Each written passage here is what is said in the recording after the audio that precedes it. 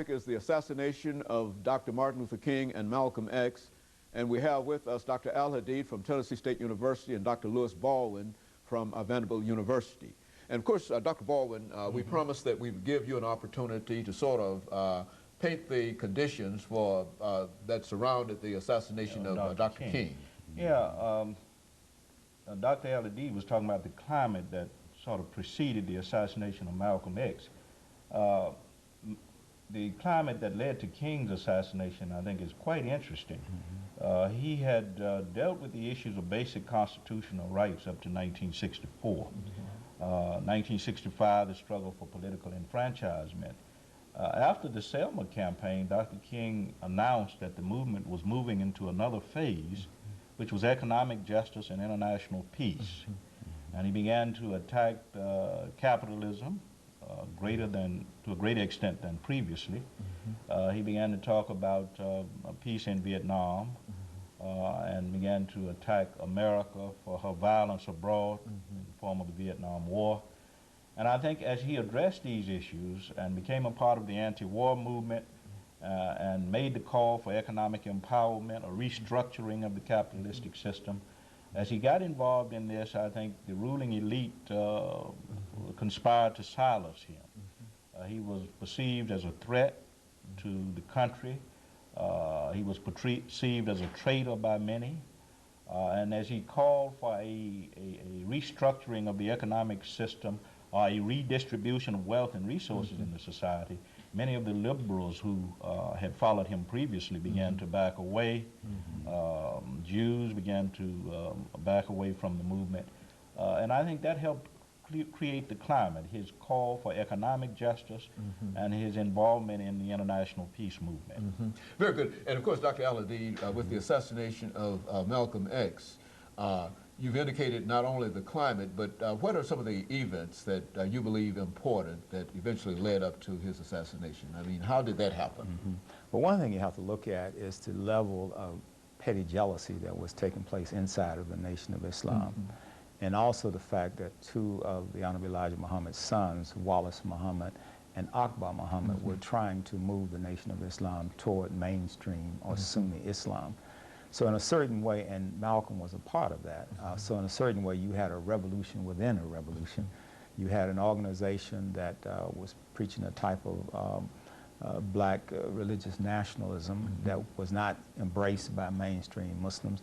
Then you had three people inside that organization was trying to line it up with mainstream Islam.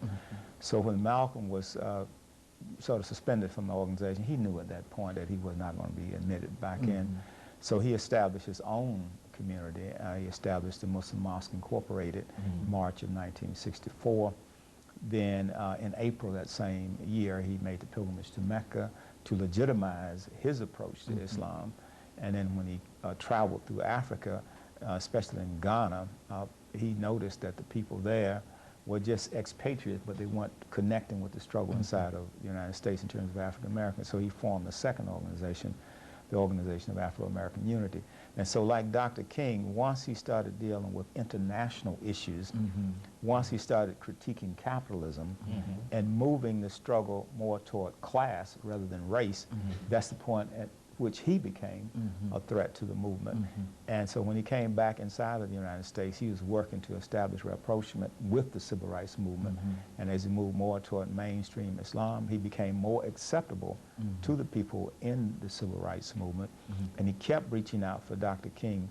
But because of forces of history or circumstances of history, they weren't actually able to form a coalition between the SCLC, Southern Christian Leadership Conference, and the Organization of Afro-American Unity. But they met once in the Capitol in Washington, D.C. when the debates of the Civil Rights Bill was being conducted. And I understand, too, that there were some telephone calls between the two of them. This is reported in Coretta Scott King's book, My Life with Martin Luther King. And so when he went to Selma on the occasion of the Selma to Montgomery March, which had to do with the voting rights, to meet Dr. King, at that time Dr. King was in jail. So unfortunately he was not able to meet him. And he had, of course, to leave. He went to Europe. When he came back, shortly after that, he was assassinated February 21st, 1965. Now, the assassination took place in the Audubon. It involved individuals who had had some history as members of the Nation of Islam, but you also have to understand that the Nation of Islam at that time was thoroughly infiltrated. So I guess the question would become, who were the people that perhaps had a reason to assassinate him?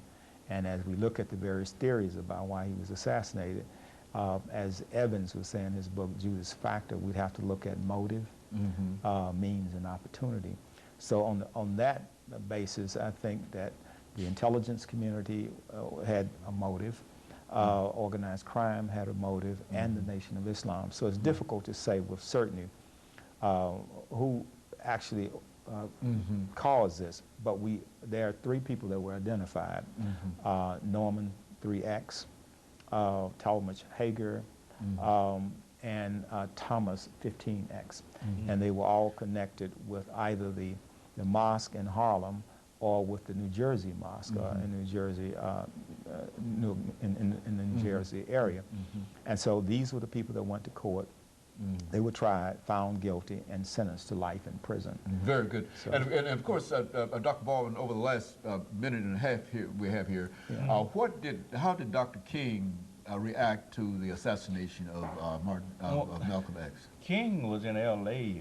For a press conference and some speeches when the news actually got to him, and he responded at that point saying that the assassination of Malcolm X was very unfortunate because it robbed the world of what he called a potential great leader, a potentially great leader.